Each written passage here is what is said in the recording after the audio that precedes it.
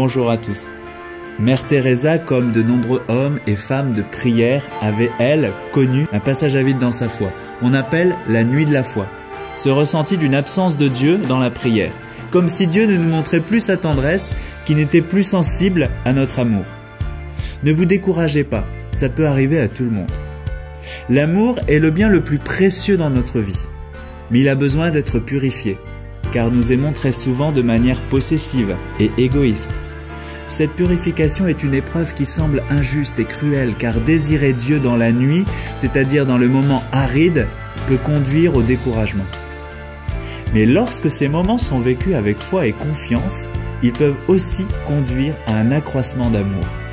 Ainsi, Mère Teresa est restée dévouée aux autres, sans rien laisser paraître de l'aridité dans la foi qu'elle vivait. Son amour pour Dieu était plus fort. Les personnages ou les prophètes de l'Ancien Testament, Élie, Jacob, Job ou Moïse par exemple, ont connu des périodes de désert. Vous êtes en bonne compagnie.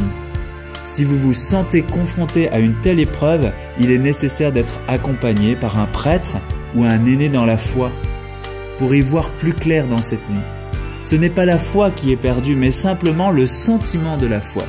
Traverser la nuit avec patience, confiance dans la prière et l'amour, la charité fraternelle, en étant accompagné rend notre foi plus forte. Ce silence de Dieu est une grande expérience et nous pousse à crier avec foi comme Samuel « Parle, Seigneur, ton serviteur écoute ». Mais même dans la nuit, Dieu parle continuellement. Par sa création, les événements de nos vies, les personnes rencontrées, les prophètes, par son Fils.